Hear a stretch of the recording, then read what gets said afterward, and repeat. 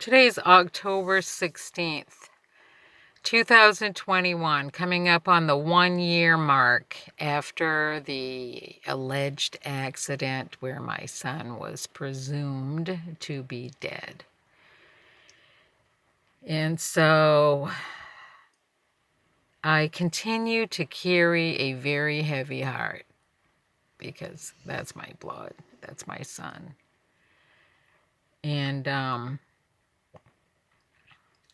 I have yet to receive any type of solid information from any official body regarding my son. I was totally bypassed. Decisions were made without me, as if my decision related to my son that I gave birth to and raised was not significant. And so all decisions were made related to my son without my authorization, without my permission or my consent. And here we are coming up on the 1 year mark because we have a bunch of people out there that, they're on power trips. They need to control things, even if those things should not be within their hands to control. They get themselves in the middle of things. And, the reality of what we have to deal with on a regular basis hits hard. Which kind of reminds me of my regular routine that I've had, my morning routine since I was a little kid, as far back as I can remember, as far back as the first time I ever picked up a newspaper.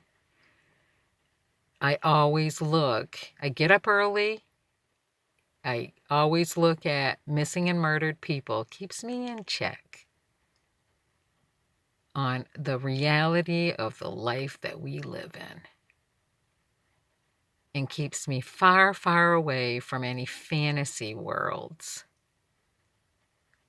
Like the typical fantasies that people carry around with them on a regular basis.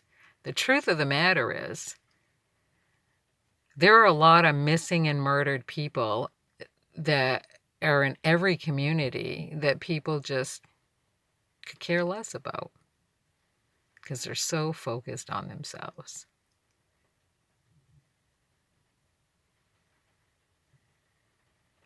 And it takes me back to this one moment in time when we lived in this cruddy ass apartment, just to show you how far I've gone in life. Not too far, always pushed down. Regardless of how hard you work in this world, you will only be able to step up to the next section of life if people allow you to, without constant interference in what you're doing to better yourself. And that's another reality you must face. So we lived in this cruddy ass apartment. I think it was before my brother was born. And I still remember this. We had a little round table, wooden table, and my mother would pull it out in the morning so that we could sit down and eat our cereal before we went to school. And then she'd push it back against the wall after we left to go to school, just to, so nobody tripped over the chairs. It was a small apartment, And so I always got up early, and I sat at the table. I had just poured a bowl of cereal, poured the milk in the bowl, and I put the milk back. And she told my older sisters to get at the table and eat their breakfast and get their asses to school because we walked to school. And so my sister Kim sits down right across the table from me, and she's sitting there with her arms folded. And she's not making her cereal. And my mother said, so what's your problem? Why aren't you fixing a bowl of cereal? Well, I can't because there's no milk. Well, there is milk. It's right there next to you, within an arm's reach. It's in the refrigerator. You just have to look. And she still sat there. There's no milk. And so my mother took the milk carton out and slammed it on the table. And the spout of the carton opened up when she hit it on the table, and milk flew, like splashed out onto the table. And I just looked up and went,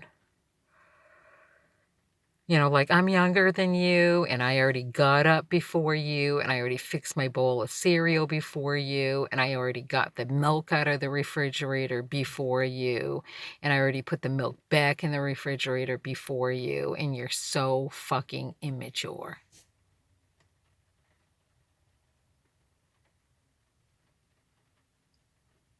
To this day, still so fucking immature. Can't fucking grow up. And there's a lot of those people out there. Well, you can't come home, Tam, not until you get better. No, that is not my home anymore, Kimmy. I will never go back to Maine.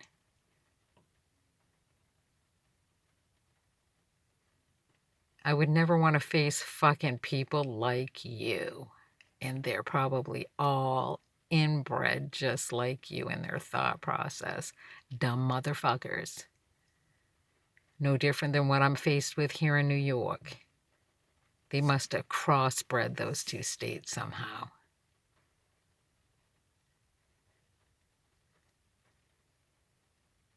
So I see this, my father brought it up, this Brian Laundrie guy and his girlfriend Gabby that everybody's making a big ass deal about. I find it to be ignorant, much like the ignorance that took place around my son's issue. None of these people give two shits about this girl, okay? None of these people talking give two shits about this girl. They're only using her as a stepping stone to sound their voice across the world on YouTube and levitate themselves up into the position of a spotlight to gain attention. They do not give two shits about this girl, okay? They should be charged for the intentional interference in an ongoing investigation while they are raising suspicion and spreading rumors that have nothing to do with the investigation that's being conducted. And until that investigation is complete, they should be warned to shut their fucking mouths and not say another word about it and hold all their speculation and all their rumors until the investigation is complete. I would fucking arrest them.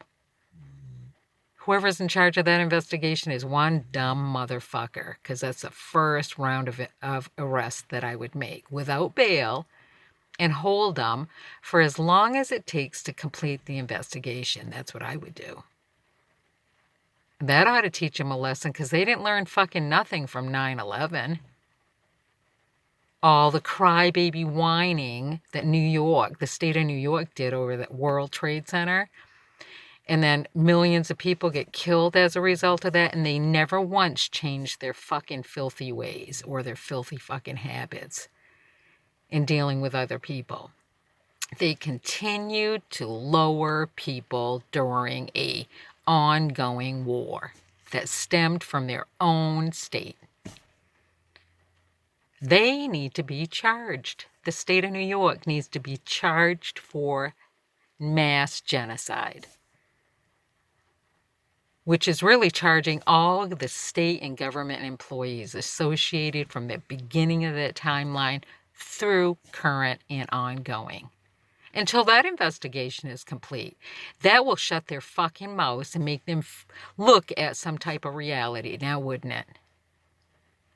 The sooner you start charging these government employees for stepping out of turn, the better. And my largest gripe is with that black judge sitting on some panel talking about Brian Laundrie and his girlfriend and bringing up domestic violence and abuse. Domestic violence and abuse is only a set of words used to capsize tax dollars. There's no protection for victims of domestic violence and abuse. Proven fact.